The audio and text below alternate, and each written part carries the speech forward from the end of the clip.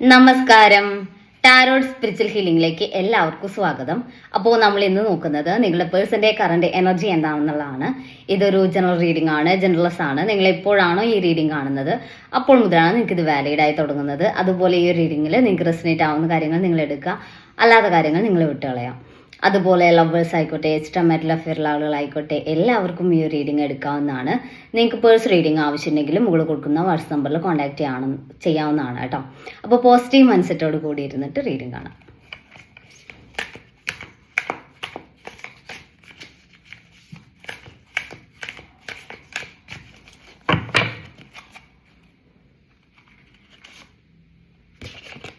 Seven of swords എനർജിയാണ്. നിങ്ങളുടെ personal ലൈഫിൽ അവർ ഒരുപാട് കഷ്ടപ്പാടിലൂടെ അല്ലെങ്കിൽ ഒരുപാട് പ്രശ്നങ്ങളിലൂടെ കടന്നു വന്ന ഒരു വ്യക്തിയായിട്ടാണ് കാണുന്നത്. മാത്രമല്ല അവരുടെ ലൈഫിൽ അവരുടെ കുട്ടിക്കാലത്ത് അല്ലെങ്കിൽ അവരുടെ പാരൻസിൽ നിന്ന് ഒന്നും അവർക്കൊരു സ്റ്റേബിൾ ആയിട്ടുള്ള ഒരു ഇമോഷണൽ ബോണ്ടിങ്ങോ കണക്ഷനോ ഉണ്ടായിട്ടില്ല. അവർ ഒരുപാട് മാനസികമായിട്ടുള്ള ഒരു ഒറ്റപ്പെടൽ അല്ലെങ്കിൽ മാനസികമായിട്ടുള്ള ഒരു എന്താ പറയുക വിഷമങ്ങളിലൂടെ കടന്നു വന്നൊരു പേഴ്സണാണ് എന്നാണ് കാണിക്കുന്നത്.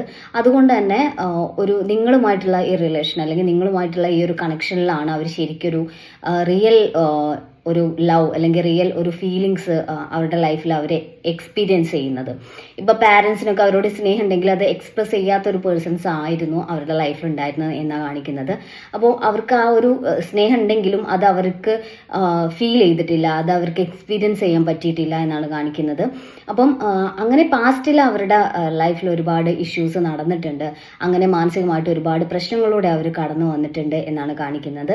ചില സമയത്ത് ആ ഒരു പ്രശ്നങ്ങൾ നിങ്ങളുടെ റിലേഷനെ കൂടി ഇൻഫ്ലുവൻസ് ചെയ്യുന്നുണ്ടാവാം. അതായത് ചിലപ്പോൾ നിങ്ങളുടെ ഫീലിങ്സ് നിങ്ങൾ പറയുന്നത് അവർക്ക് ഉൾക്കൊള്ളാനോ മനസ്സിലാക്കാനോ പറ്റാതെ വരുന്നുണ്ടാവാം.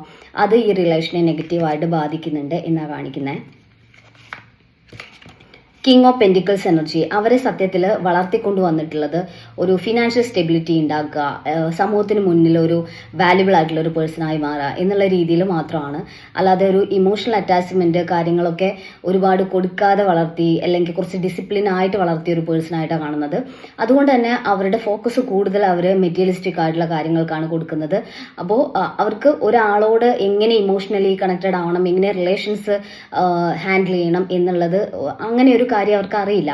അപ്പോൾ അതിൻ്റെ ഒരു കുറവ് നിങ്ങളുടെ റിലേഷനെ കൂടി ബാധിക്കുന്നുണ്ട് എന്നാണ് കാണിക്കുന്നത്. ടു ഓഫ് പെൻറ്റിക്കിൾസ് എനർജി ഇവരുടെ ഈ ഒരു സ്വഭാവം കാരണം തന്നെ നിങ്ങൾക്ക് ഈ റിലേഷനിൽ ഇവർക്ക് ശരിക്കും എന്നോട് സ്നേഹമുണ്ടോ, ഇവർ അഭിനയിക്കുകയാണോ, ഇവരുമായിട്ടുള്ള റിലേഷൻ മുന്നോട്ട് കൊണ്ടുപോകാൻ പറ്റുമോ എന്നുള്ള പേടി ഉണ്ടായിരിക്കാം, അല്ലെങ്കിൽ കൺഫ്യൂഷൻസ് ഉണ്ടായിരിക്കാം. കാരണം ഇവർ റിലേഷനെ ഡീൽ ചെയ്യുന്ന രീതി നിങ്ങൾക്ക് മനസ്സിലാവുന്നില്ല. എന്തുകൊണ്ടാണ് ഇവരിങ്ങനെയൊക്കെ ബിഹേവ് ചെയ്യുന്നത്? ചില സമയത്ത് ഇമോഷൻസ് എക്സ്പ്രസ് ചെയ്യും. അധികം അവരുടെ ഇമോഷൻസ് സ്നേഹം അത് അവർക്ക് കാണിക്കാനോ അല്ലെങ്കിൽ അത് നിങ്ങളുമായിട്ട് ഷെയർ ചെയ്യാനോ പറ്റുന്നുണ്ടാവില്ല. അപ്പോൾ അതൊക്കെ നിങ്ങൾക്ക് ഈ പേഴ്സണ് ശരിക്കും എന്നോട് സ്നേഹമുണ്ടോ എന്നുള്ള കാര്യത്തിൽ നിങ്ങൾക്ക് ഡൗട്ട് ഉണ്ടാവും. അപ്പോൾ നിങ്ങൾ ഇതിൽ നിന്ന് മാറിപ്പോകാൻ ശ്രമിക്കുമ്പോൾ അവർ വീണ്ടും ബെഗ് ചെയ്ത് നിങ്ങളിലേക്ക് വരുന്നുണ്ടാവും. അപ്പോൾ സത്യം പറഞ്ഞാൽ അവർക്ക് ആ ഒരു രീതി അറിയില്ല എന്നുള്ളതാണ് ഇവിടെ മെയിനായിട്ട് കാണിക്കുന്ന ഒരു കാര്യം കേട്ടോ. ദ ഫുൾ കാർഡാണ്. ഇവിടെ എന്തൊക്കെ പ്രശ്നങ്ങൾ ഉണ്ടായാലും ഇഷ്യൂസ് ഉണ്ടായാലും ഇപ്പോൾ ഫാമിലി സമ്മതിക്കാതിരിക്കുകയോ അല്ലെങ്കിൽ വേറെ എന്തെങ്കിലും പ്രശ്നം ഉണ്ടായാൽ പോലും ഈ റിലേഷൻ ഒരിക്കലും അവർ വിട്ട് കളയില്ല എന്നാണ് കാണിക്കുന്നത്. ഈ റിലേഷനുമായിട്ട് മുന്നോട്ട് പോകും എന്നുള്ള എനർജി തന്നെയാണ് കാണുന്നത്. പ്രതിസന്ധികളൊക്കെ അവർ തരണം ചെയ്യാൻ ഓക്കെയാണ്. ചിലപ്പോൾ അവർ ലൈഫിൽ ഒരുപാട് പ്രതിസന്ധികളൊക്കെ എക്സ്പീരിയൻസ് ചെയ്ത് കാരണം അവർക്ക് അതിനുള്ള ഒരു മനസ്സിനൊരു സ്ട്രെങ്ത് ഉണ്ട് എന്നാണ് കാണിക്കുന്നത്. എയ്റ്റ് ഓഫ് പെൻറ്റിക്കിൾസ് ആണ്. അവർ ഫ്യൂച്ചറിസ്റ്റിക് ആയിട്ട് കാര്യങ്ങൾ പ്ലാൻ ചെയ്യുന്ന ഒരു പേഴ്സൺ ആണ്.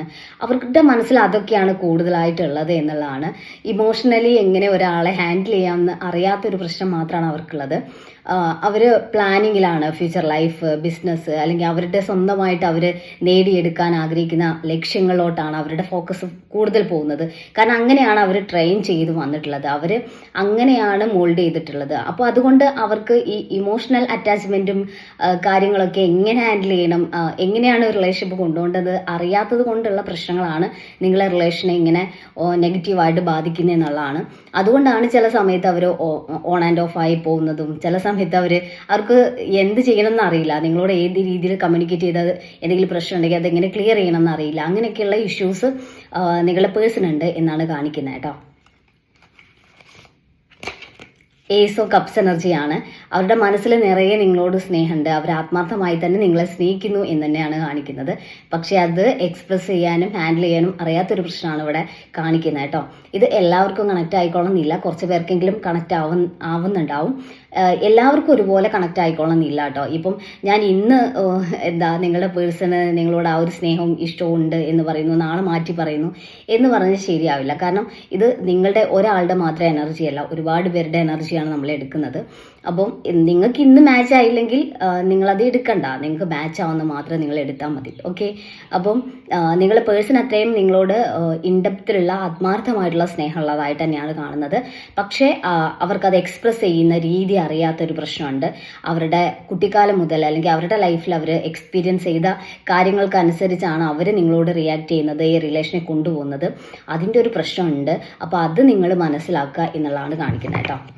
അപ്പം നമുക്ക് കുറച്ച് മെസ്സേജ് കാർഡ് നോക്കാം.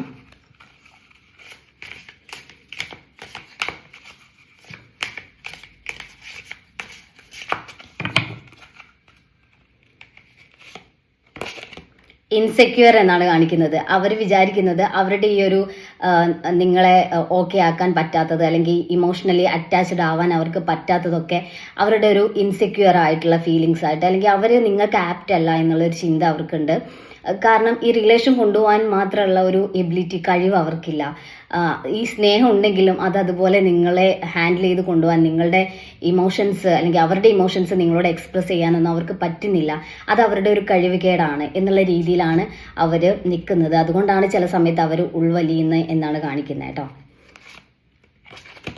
ഡിവൈൻ ഗൈഡൻസ്, അവർക്ക് ശരിക്കൊരു ഗൈഡൻസ് അല്ലെങ്കിൽ അവരെ ഒന്ന് മോൾഡ് ചെയ്ത് കൊണ്ടുവരാൻ പറ്റും എന്നുള്ളതാണ്. അവരുടെ മനസ്സിലുള്ള നിങ്ങളോടുള്ള ആത്മാർത്ഥമായിട്ടുള്ള സ്നേഹം ഓക്കെ ആക്കി കൊണ്ടുവരാൻ പറ്റും. അത് നിങ്ങളുടെ പേഴ്സൻ്റെ ആ ഒരു രീതി മനസ്സിലാക്കി അതിനനുസരിച്ച് നിങ്ങൾ ആളോടും അതുപോലെ ബിഹേവ് ചെയ്യുകയും അവരെ പ്രൊട്ടക്റ്റ് ചെയ്യുകയും അവരെ ചേർത്ത് നിർത്തുകയും ചെയ്താൽ ഉറപ്പായിട്ട് നിങ്ങൾക്ക് നിങ്ങളുടെ പേഴ്സണെ നല്ല ഒരു ഇമോഷണലി അറ്റാച്ച്ഡ് ആവുന്ന ഒരു രീതിയിലോട്ട് മാറ്റിയെടുക്കാൻ പറ്റും. കുറേയൊക്കെ ചേഞ്ച് വരുത്താൻ വേണ്ടി പറ്റും എന്നുള്ളതാണ് കാണിക്കുന്നത്. അപ്പോൾ നമുക്ക് കുറച്ച് ക്ലൂസ് കൂടി നോക്കാം.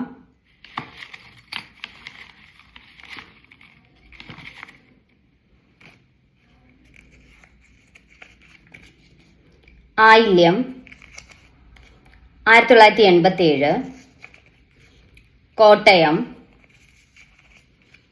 Pooram 1985, Uthram, Thrikketta, letter N, November, April, October, Karthika. അപ്പോൾ നിങ്ങൾക്ക് ഈ ഒരു റീഡിംഗ് ഇഷ്ടമായെന്ന് വിചാരിക്കുന്നു. Thank U.